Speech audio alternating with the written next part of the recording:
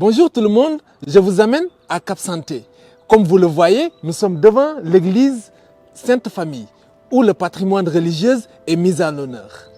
Une nouvelle exposition muséale intitulée L'art des crucifix propose un voyage à travers plusieurs siècles d'histoire de l'art en montrant comment les crucifix ont évolué au gré des influences artistiques et culturelles. Derrière ce projet, des passionnés souhaitent faire découvrir ces œuvres sous un angle historique, artistique et patrimonial.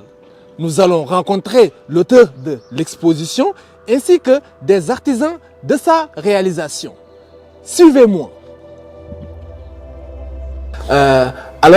Nous sommes avec M. Jean-Claude Filion, qui est l'auteur de l'exposition L'art des crucifix, ici à l'église Sainte Famille de Cap Santé. Alors, M. Filion, d'où est née l'idée de cette exposition? C'est tout simplement en travaillant ici. Je me rendais compte que les gens, souvent, passaient devant les œuvres quelques instants, puis passaient à l'autre suivant, sans s'arrêter, puis essayer de comprendre pourquoi l'existence de telle ou telle œuvre, et même l'origine de cette œuvre-là, c'est-à-dire l'auteur. Donc, j'ai essayé de trouver un moyen pour inciter les gens à s'arrêter un petit peu devant, pour essayer de comprendre ce que l'œil regardait. Donc, j'aurais pu choisir 36 choses, 36 sujets, mais j'ai choisi le sujet le plus banal dans une église. Hein? Donc, quand on rentre dans une église, on est sûr de voir une croix ou un crucifix. D'accord.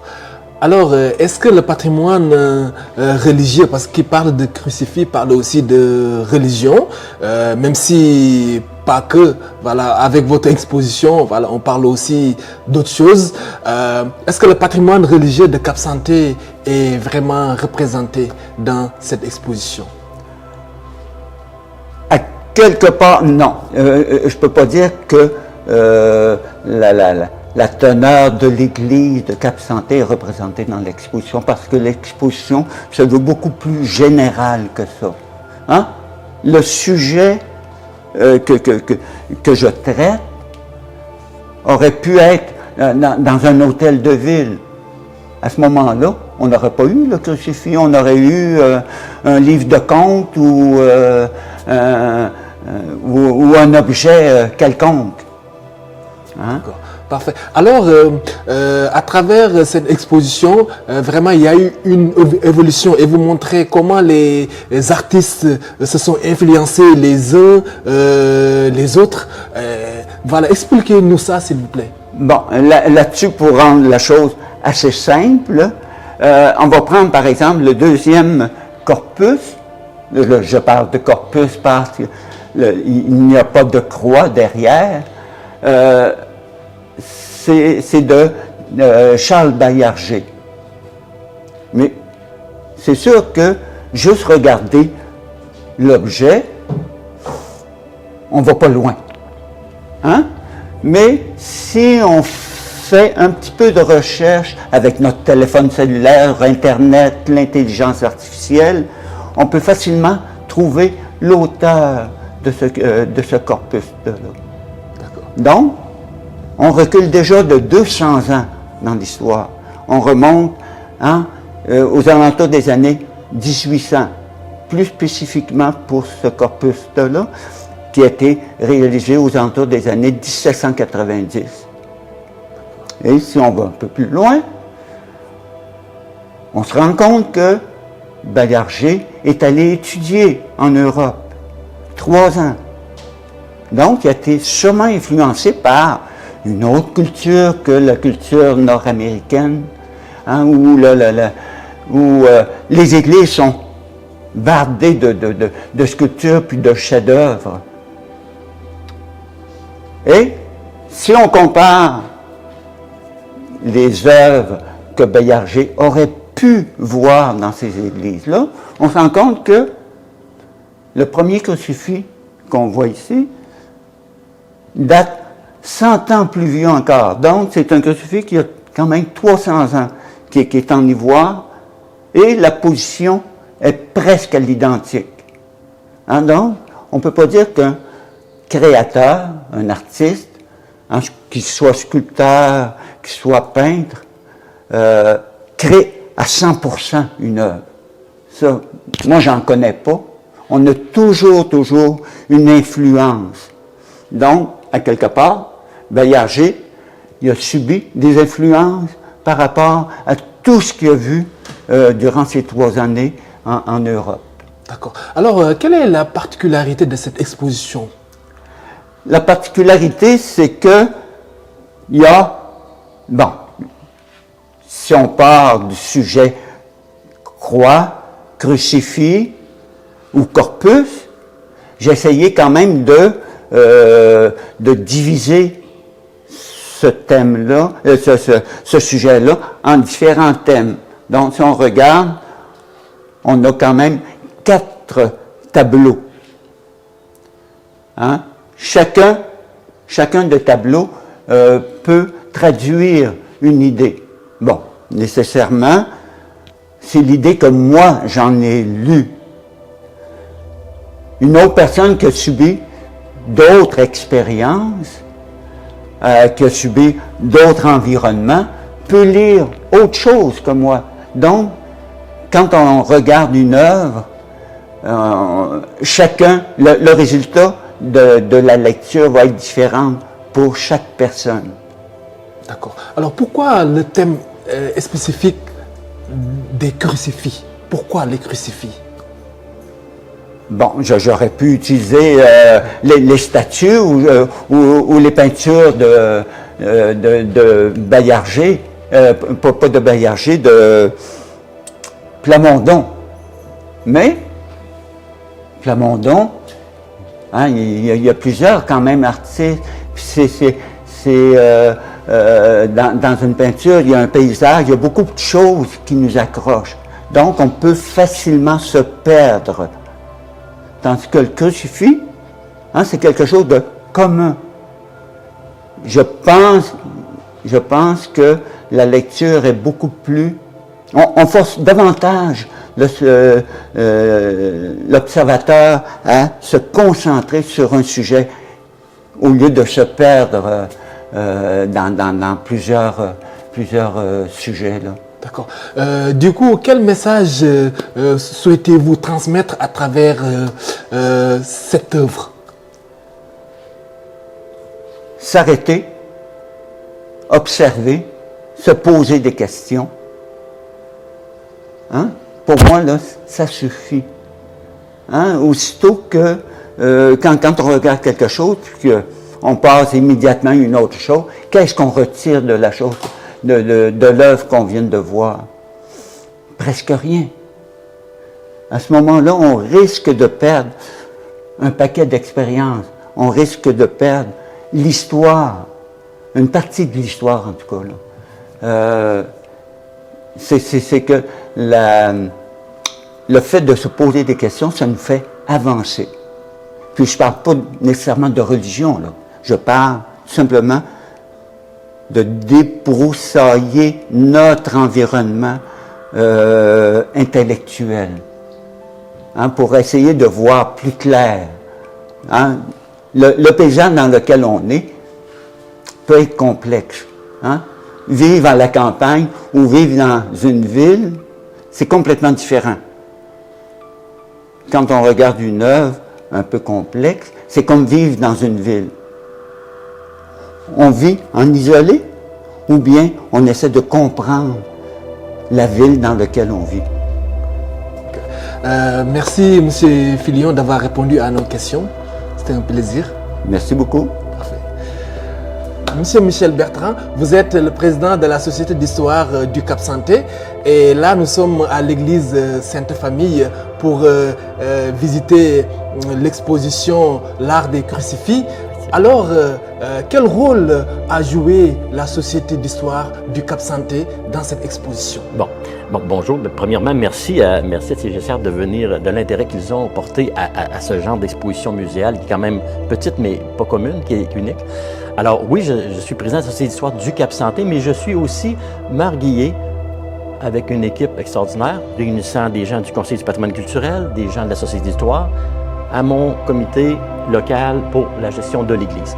Alors, comme président de la Société d'histoire, mais comme marguillé aussi, c'est un honneur d'avoir une personne comme Jean-Claude, qui fait partie d'ailleurs de ces trois comités-là en même temps, on est très tissé serré, d'avoir les qualités de restaurateur pour monter une exposition comme ça qui est très unique, où on présente le crucifix, pas dans le but religieux, mais dans le but d'une œuvre d'art.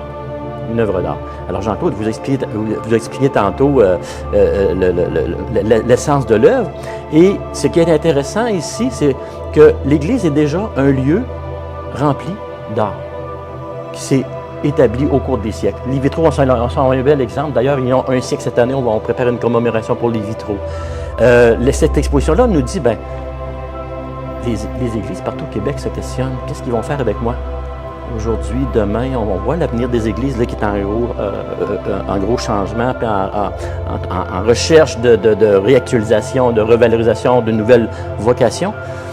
Alors, celle-ci ne fait pas exception. Alors, est-ce qu'on se pose la question, est-ce que ce n'est pas un endroit où est-ce que justement l'aspect muséal, parce qu'il y a beaucoup d'artefacts muséaux encore, exemple, les vêtements sacerdotaux anciens sont ici, les vêtements de... Donc, le crucifix vient aussi ajouter un volet d'interprétation d'un élément religieux, oui, mais qu'on regarde de l'angle de l'art. Est-ce que vous avez constaté un regain d'intérêt de la population pour cette exposition? L'exposition est peu connue. C'est pour ça qu'on interpelle les médias pour le faire. Ici, il y a, bon an, mal an, 7 à 8 000 touristes qui entrent dans l'église. Hein? Ici, à Cap-Santé, le plus gros site, endroit touristique, lieu touristique, c'est l'église de Sainte-Famille de Cap-Santé. Bon, ça, c'est de la période estivale seulement. Les 7 à 8 000 visiteurs sont tous recensés. D'ailleurs, Léonard, un des guides qui travaille, ils sont deux guides, est présent, là, il vient d'arriver. Et ça, c'est tout. C'est chiffré. Les statistiques sont là depuis des années, 7 à 8 000. Ça, c'est à part les grandes fêtes comme le Noël d'antan, le marché de Noël du Noël d'antan. Il y a 15 000 visiteurs qui font le site, puis au moins 5 6 000 visiteurs qui entrent dans l'église, qui visitent l'exposition des crèches. Puis, pour faire... Tantôt, Jean-Claude disait, vous aviez posé une question pertinente. Est-ce que ces crucifix-là, c'est un lien direct avec l'Église?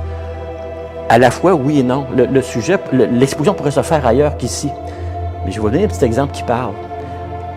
Quand on expose les crèches du monde, il y a quelqu'un du Musée des Beaux-Arts de Québec qui s'en vient ici puis qui voit l'exposition, qui se dit « Ah, c'est peut-être un bel endroit ici pour exposer des pièces que nous, on a en double, en triple, on pourrait leur faire don de pièces. » Parce qu'ils savent qu'ici, il y a 7 à 8 000 visiteurs qui viennent, puis il y a 15 000 visiteurs au Noël d'antan.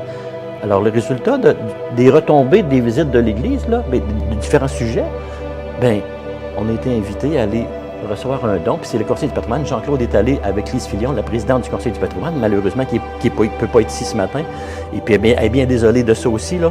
Alors, il y a une pièce l'année passée qui est exposée, qui vient du Musée de Québec. Une petite crèche en ivoire en Jean-Claude. Peut-être Jean-Claude peut vous en dire un mot là, plus que moi, là, parce que c'est lui qui est allé prendre l'œuvre. Et cette œuvre-là, elle est encore avec nous. Là, donc, alors, il y a quelque chose à faire à ce niveau-là. À ce niveau-là, au niveau un questionnement à se faire du moins. Est-ce que, dans le contexte actuel, ce ne serait pas une vocation à explorer? Puis ce genre d'exposition-là va nous donner des pistes, parce que, évidemment, on va voir l'intérêt des gens aussi, mais c'est difficile de passer dans l'église et pas s'intéresser à l'art, là, tu sais. D'accord.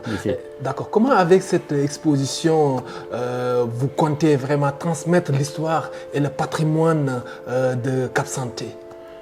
En fait, l'exposition en elle-même de crucifix, c'est sur cet objet, ce sujet pointu, précis, qui est très peu traité. Alors, c'est là. Et cette exposition-là, elle est complémentaire aussi à tout ce qu'il y a en art dans l'Église. Et là, si vous voulez un tour guidé de ce qu'il y a dans l'art, vous avez un rendez-vous avec Léonard, puis il est très bon là-dedans. Vous regarderez les commentaires des gens, ils sont impressionnés par la qualité de ses connaissances quand il fait visiter l'Église au niveau des œuvres d'art. Fait que ça, c'est complémentaire. On vient renchérir l'offre.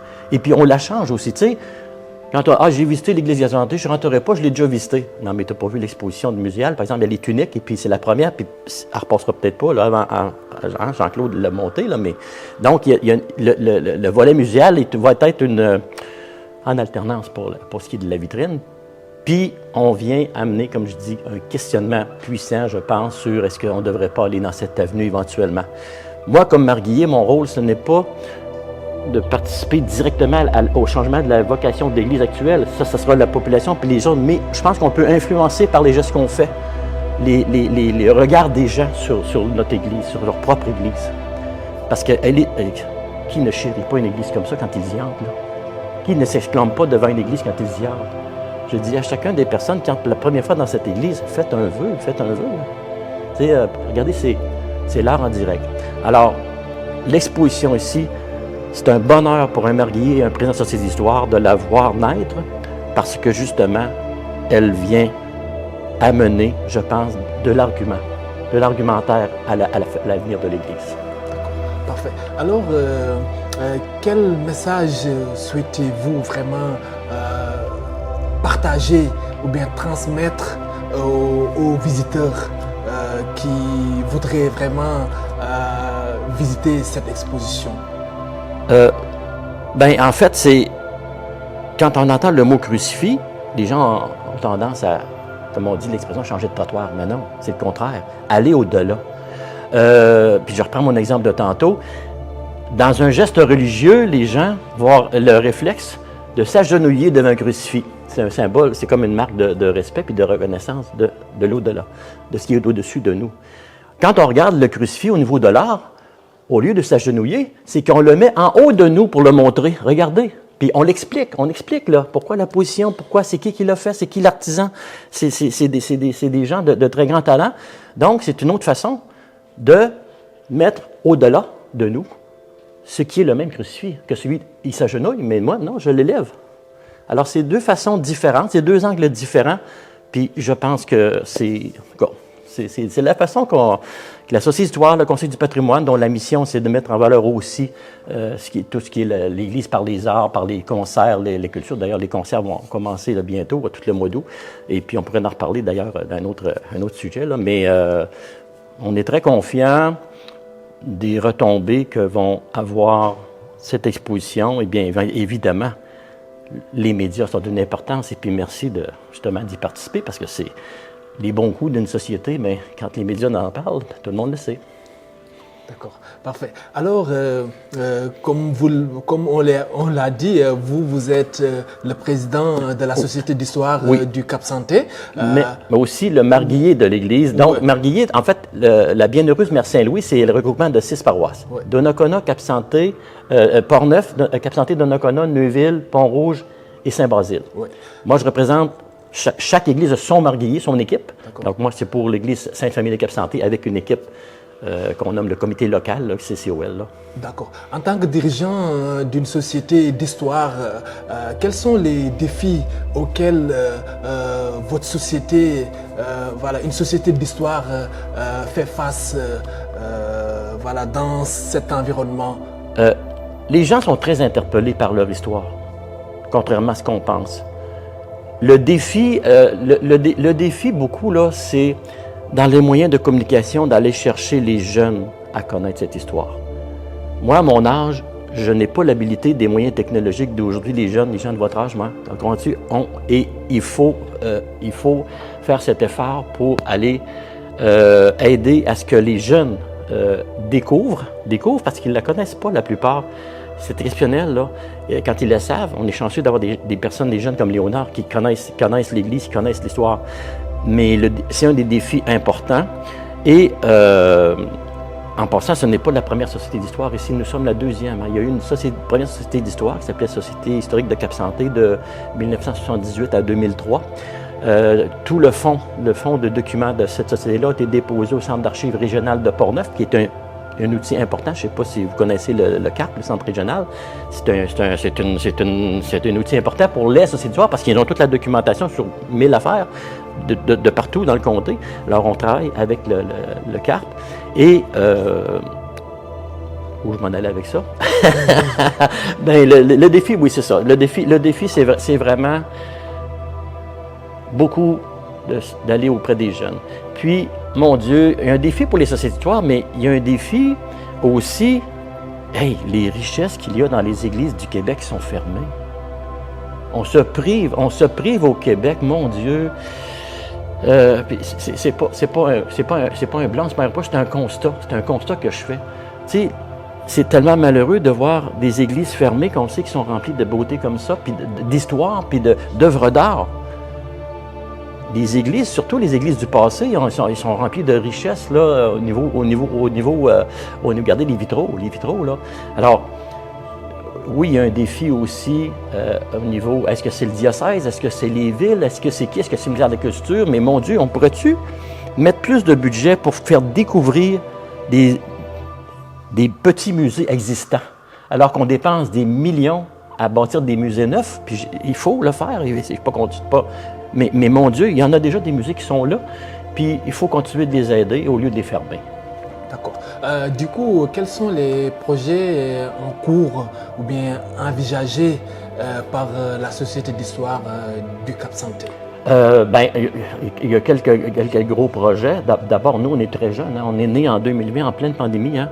On faisait notre première réunion de fondation ici dans le presbytère, là, le 29 février, je m'en rappelle parce que c'est une bissextile, le 29 février même 2020. Et la pandémie a été décrétée une dizaine de jours plus tard. On s'est dit, garde, paniquons pas, c'est le temps de faire tout un volet administratif, préparer nos règlements, notre logo, tout ça. Et en 2022, on a fait un premier appel aux membres. Et les membres, aujourd'hui, la société est composée de 172 membres actifs, puis ils s'en ajoutent presque à toutes les semaines et les mois. Et si tu reviens à ta question, je m'excuse, je prends souvent des longs trajets, mais les beaux projets qu'on fait, on a un projet qui s'appelle les Mémoires vivantes. Donc, les Mémoires vivantes, c'est quoi? C'est d'aller interviewer des personnes qui ont rendu un certain âge, qui ont un bagage de connaissances dans lequel, de façon naturelle, ils parlent de leur milieu. Et ces personnes-là, qui ont encore toute leur capacité facultative, ils nous amènent dans leur lieu. Alors ça, c'est extrêmement intéressant. Puis on en a 2 tournages de fait à date là-dessus, qui ne sont pas encore sortis, mais il y en a un qui est à veille de sortir bientôt, puis qui concerne M. Richard Chaillet, d'ailleurs, un très grand personnage de Cap-Santé qui est disparu. Puis on a réussi à faire l'été passé le tournage. Et il est décédé à l'automne, au mois de décembre. Fait que c'est important. Alors, Madame Filion, vous êtes la présidente du Conseil de patrimoine culturel de Cap-Santé. Mm-hmm. Alors, c'est quoi les modalités de visite de cette exposition?